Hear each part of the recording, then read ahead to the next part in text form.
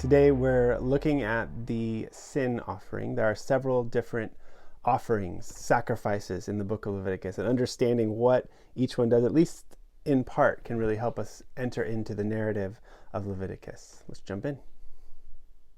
Okay, this week I'm going to overview all of chapter 4 and skip some because there's a lot of repetition, but it's all relevant and important. So it begins. And the Lord spoke to Moses, saying, "Speak to the people of Israel, saying, if anyone sins unintentionally in any of the Lord's commandments about things not to be done, and does any one of them, if it is the anointed priest who sins, thus bringing guilt on the people, then he shall offer for the sin that he has committed a bull from the herd without blemish to the Lord for a sin offering." And there's this repetition with different forms of the sacrifice, but we started with the anointed priest, then it skips to if the whole congregation of Israel sins unintentionally with particular regulations for the sacrifice. When a leader sins, doing unintentionally any of the things that by the commandments of the Lord his God ought not to be done, and realizes his guilt.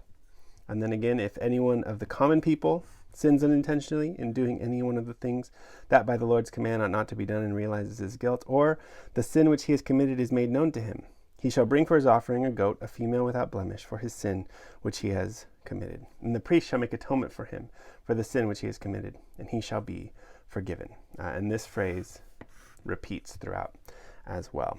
So what's going on here? We've been describing over the last couple of weeks the different types of sacrifices in Leviticus, and understanding the different ones is a helpful way. And so right on page 1, we talked about kind of the catch-all was this burnt offering, which is really just the image that the animal is burnt on the altar and turns into smoke and rises up to the presence of the Lord. That actually is the image for atonement. It's this idea of covering. And so this sense that I am impure, I'm unclean, I'm sinful, I can't enter God's presence directly, but this blameless animal is kind of transformed into smoke and rises up and enters into God's presence on my behalf. Okay, this week, or one step back, last week we looked at the peace offering, which is one of the more common forms of offering, which was just your general form of worship in response to Thanksgiving, to a vow, things like that. And then this week is what's called the sin offering. And one, there's a cool equalization going on here. We have already kind of noted it, but God is going through all the different types of people in this community. This is not God playing favorites and saying, well, only the priests get to be forgiven or get to come into God's presence. Actually, everyone does. So whether it's the priest or the whole congregation together, or the leader of the people, or the people themselves as individuals, all of them have a way to enter into God's presence, to be cleansed from their sin. And the key here that also poses a lot of questions for me is this phrase, sin unintentionally, right? This idea of unintentional sin shows up all over the place. And so it's when you sin unintentionally and then you realize what you've done, or it's been made known to you, here's what you do. And that's good. We can say, I have perfect faith and trust in the love of God that when I don't mean to do something, or I don't even know that I'm doing it, God has the grace to actually forgive me. And here God is laying that out very clearly. But here's my problem, because, and if you're like me, I have no real problem with unintentional sin.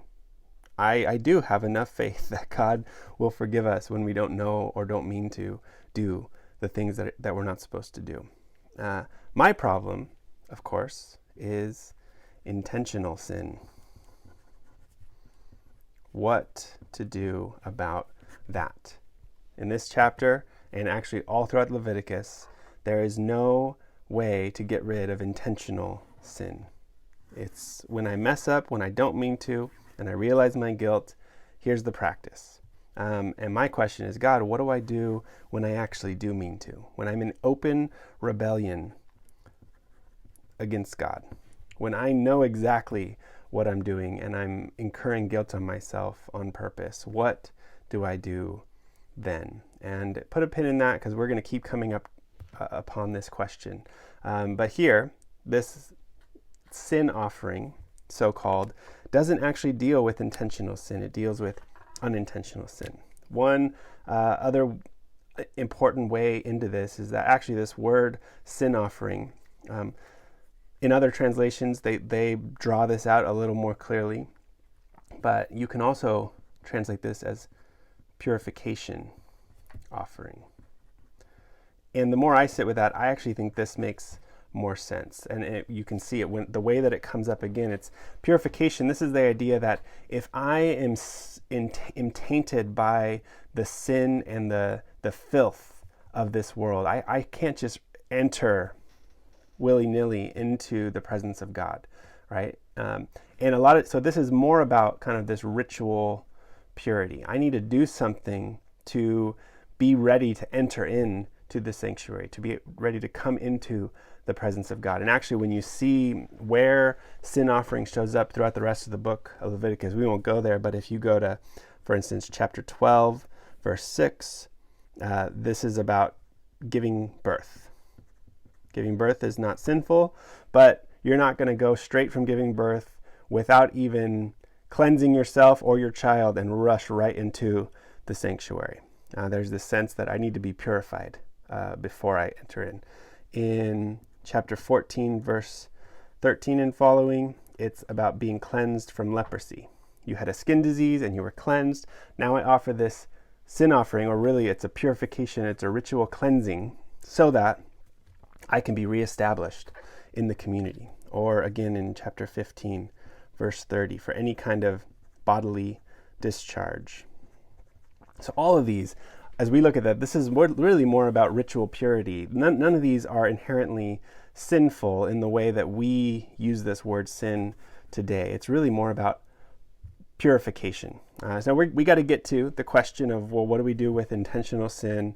What about actual guilt when we harm each other, when we break God's law? This one, I think, is setting us up more. Maybe the title sin offering is a little misleading, especially in English, because we have a very particular idea of what sin is.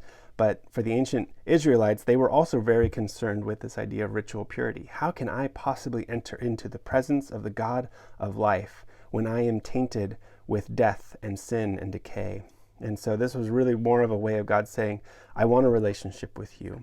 And every one of you, from the priest to the common person, I am creating a way for you to enter into the sanctuary, to enter into my presence, to be cleansed from your ritual impurity. In unpacking the sin offering this week, or purification offering as we looked at it, God creates every avenue for us to enter into his presence. He provides every way possible for us to become clean and purified so that we can enter into his presence. He truly does want a relationship with his people. We don't do sacrifices today, but maybe take some time personally and just reflect on that element of grace, that God does actually want to purify you, to cleanse you, to forgive you. Are there any ways that you need to just sit with that with the Lord, maybe offering up in prayer some of your own sins and faults and blemishes in the way that God can come and meet you personally this week?